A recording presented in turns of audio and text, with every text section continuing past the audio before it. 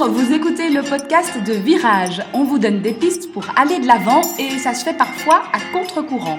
Si face à un problème, quel qu'il soit, vous vous êtes déjà dit « j'ai tout essayé, rien ne va, je ne sais plus quoi faire », alors vous êtes au bon endroit. Je suis Marina Blanchard, psychologue, formatrice et fondatrice de Virage.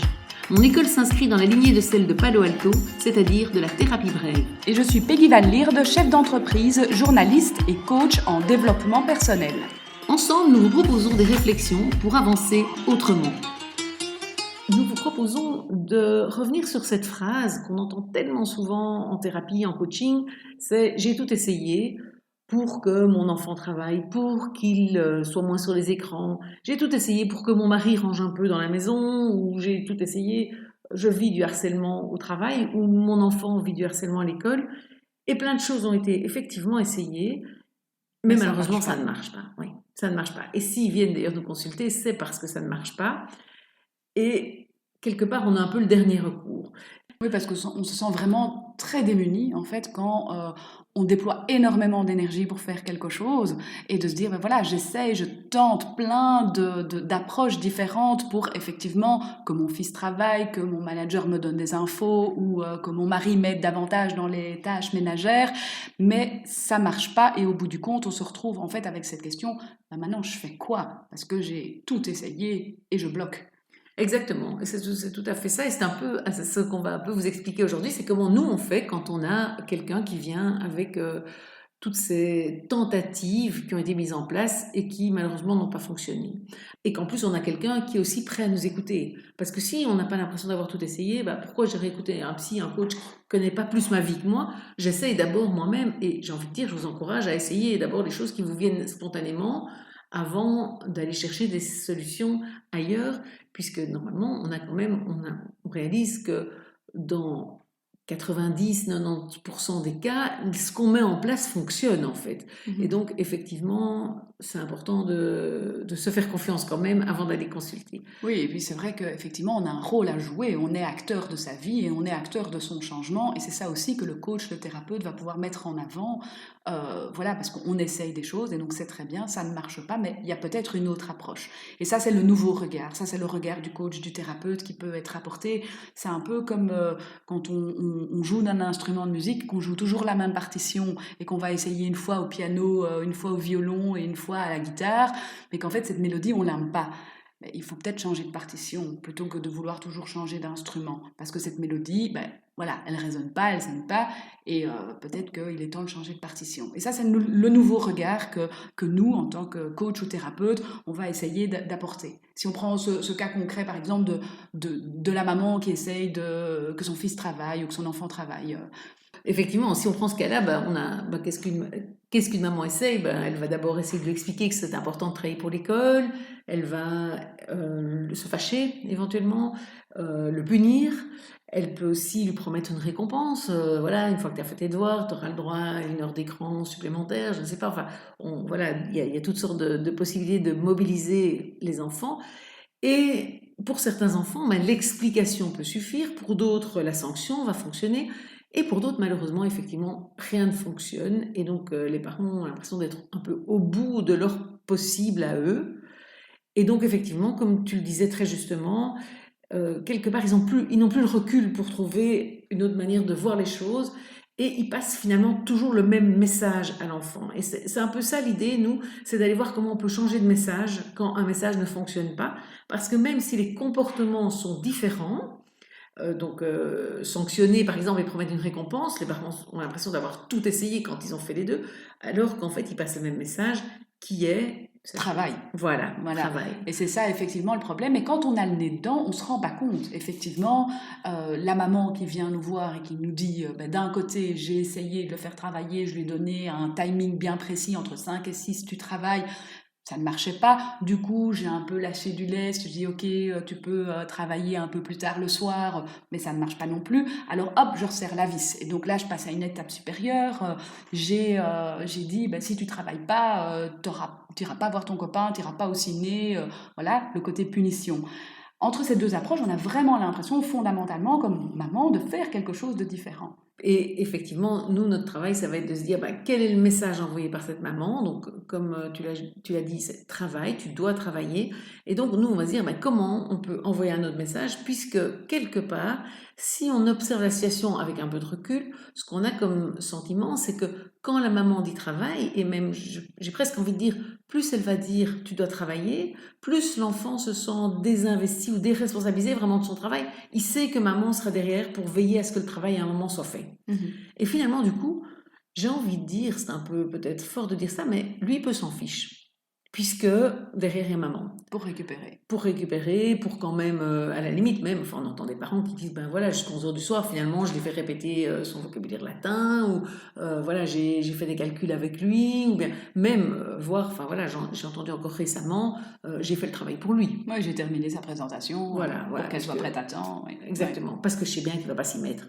Mais inversement, la maman dit, comme je sais qu'il ne va pas s'y mettre, je le fais à sa place, mais l'enfant, lui, il est malin aussi, et il sait bien que j'ai pas intérêt à m'y mettre, parce que du coup, maman le fera à ma place. Et donc, on pourrait dire que plus la maman va le faire à sa place, moins il va s'y mettre. Et c'est un peu ces cercles vicieux-là qu'on va aller chercher.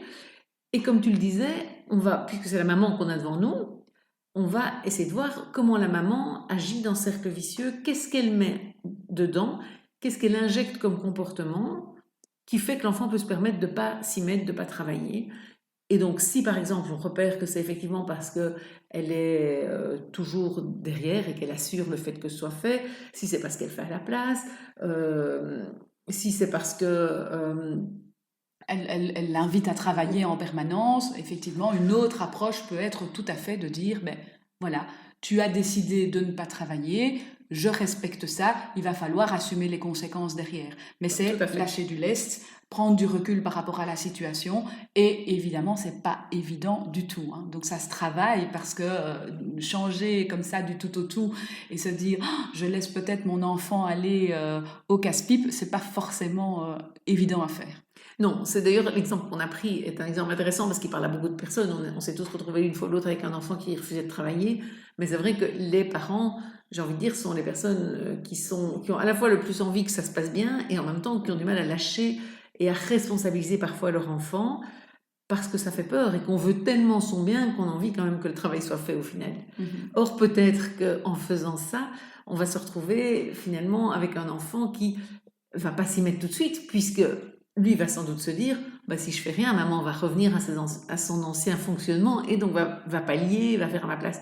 Et donc c'est vraiment important et c'est là qu'évidemment, voilà, ici un podcast, c'est intéressant probablement de l'entendre, mais parfois pour des situations où c'est très difficile pour les parents, c'est intéressant d'être aidé aussi, accompagné au quotidien, à coacher. Oui, parce que c'est tellement personnel. Oui, de toute façon, on ne peut pas faire de généralité. Voilà. Et effectivement, pour s'en sortir, il faut voir le trait concret et qu'est-ce qui ne fonctionne pas dans le quotidien de la personne qui a ce problème.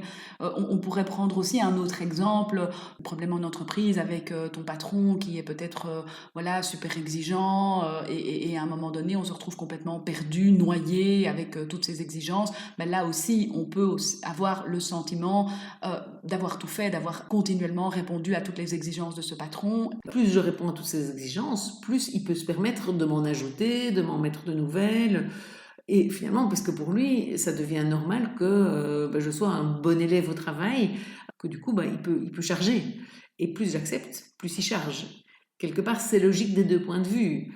Mais du coup, on va voir avec la personne comment elle peut effectivement apprendre à mettre des limites alors et à envoyer un message différent, puisque si on revient à notre idée de message de tout à l'heure, la maman, elle envoie à son enfant le message tu peux ne pas travailler, je m'occupe derrière, je rattrape derrière. Et l'employé, éventuellement avec son patron dans la situation dont tu parlais, il envoie le message vous pouvez charger, j'assure. Et donc, tant que ce message est envoyé, il n'y a pas de raison que le patron ne charge pas. Et donc, c'est vrai que on va travailler à comment vous pouvez faire différemment. Et l'idée de ces podcasts, c'est vraiment en prenant des situations concrètes. Et donc, on vous encourage à mettre en commentaire des situations qui vous intéressent, d'entendre aborder ici. Et effectivement, c'est de pouvoir voir ensemble qu'est-ce qui a déjà été essayé et comment, du coup, on peut réagir différemment, réagir autrement. Et on va même parler d'une réaction à 180 degrés. On va parler, d'ailleurs, c'est pour ça que virage s'appelle virage, Oui. c'est pour le virage à 180 degrés. C'est-à-dire que puisque ce qu'on fait nourrit le problème, à partir du moment où on voit ça comme un cercle vicieux, c'est en faisant l'inverse, j'ai envie de dire, qu'on va être certain de ne plus rajouter des bûches sur le feu du problème. Oui, parce que c'est vrai que tu parles de virage à 180 degrés, ce qui n'est pas forcément évident pour la personne qu'on a en face de nous, de en une fois faire les choses autrement. C'est pas forcément évident pour la personne qui est noyée dans son problème et dans son quotidien, qui fait toujours un peu de la même chose. Même quand on s'arrête de faire quelque chose, en fait, très vite, on retombe quand même dans toujours ce même message qui est je fais à la place de l'autre, je fais pour l'autre dans ce cas-ci. Et donc, ce virage à 180 degrés est essentiel pour pouvoir en fait changer la relation, changer l'interaction qui est en cours avec la personne qui fait partie de notre problème, que ce soit l'enfant à qui on essaye de faire ses devoirs ou son patron trop exigeant. Si on ne change pas d'attitude et si on ne change pas à 180 degrés, quelque part, le mécanisme reste en place, le système reste en place. Des changements d'attitude à 180 degrés, ça peut aussi être des petites choses. Si on reprend le cas de la maman qui veut absolument que son fils travaille, un changement d'attitude dans son quotidien par rapport à son fils, à qui elle a toujours essayé d'envoyer le même message qui est travail, en menaçant, en conseillant, en aidant, eh bien, elle peut éventuellement lâcher du lest. Et on dit alors à cette maman, une piste possible, ce serait de dire, de dire à son fils, tu n'es pas obligé de travailler. Moi, je vais écrire un mot dans ton journal de classe. Comme ça, ton prof sait que tu n'as pas pu travailler aujourd'hui. J'écris ce mot. Et donc, je fais mon travail de maman parce que quelque part, j'ai soutenu mon enfant dans sa démarche. On ne sait pas au final si l'enfant va travailler ou pas travailler. On ne sait pas quel résultat va être obtenu. Mais en tout cas, le message et l'interaction avec l'enfant aura changé. Et donc, quelque chose peut changer. Et c'est ça qu'on va essayer d'explorer aussi, parce qu'on fait des petites tentatives, on donne des petites missions comme ça à la personne qu'on a en face de nous. Oui, tout à fait. Donc ça, il faut le savoir. C'est vrai que les personnes qui viennent nous suivre, un peu comme on va donner des pistes dans ces podcasts, des pistes concrètes, repartent avec des choses concrètes, des expériences à vivre différentes par rapport à ce qu'ils font d'habitude. Et donc effectivement, ici, ça pourrait être de responsabiliser son enfant en ne prenant pas sur soi, comme maman, le fait de le faire travailler, en disant, voilà, tu as décidé de ne pas travailler, tu assumes, en gros. Mais d'une manière, évidemment, j'ai envie de dire, je dis souvent écologique pour la relation, c'est-à-dire pas en lui disant, tu ne veux pas travailler, tant pis pour toi. C'est vraiment, ok, je respecte ta position, mais moi, je n'ai pas envie qu'on croie que je n'ai pas fait mon job quelque part, et donc je la renvoie à ton professeur et tu t'arrangeras avec lui. Et donc, il est face à ses responsabilités. Bien évidemment, ça, c'est pour des situations où ça arrive ponctuellement, que l'enfant ne travaille pas, etc. C'est sûr que si ça fait 8 ans qu'il a décroché au niveau scolaire, on ne va pas vous résoudre ça malheureusement dans un podcast, mais ça peut aider dans certaines situations. Mais après, il faut que ça parle à la personne, ça doit être logique pour elle, quelque part, d'accepter de faire ce changement à 180 degrés. C'est ce qu'on travaille dans les accompagnements. Et ça doit être logique pour elle, ça veut dire aussi que ça doit coller à sa réalité, à sa vision du monde. Tout à fait. Et ça, c'est justement l'objet du prochain podcast. Donc, on vous fixe rendez-vous la semaine prochaine pour aborder ce côté-là, la vision du monde, qu'est-ce qui m'entoure, qu'est-ce qui fait la personne que je suis. Tout à fait. Voilà, donc on vous fixe rendez-vous dès la semaine prochaine. À la semaine prochaine. Pour ne rien rater des épisodes de Virage, vous pouvez vous abonner et également nous suivre sur le compte Instagram de Virage.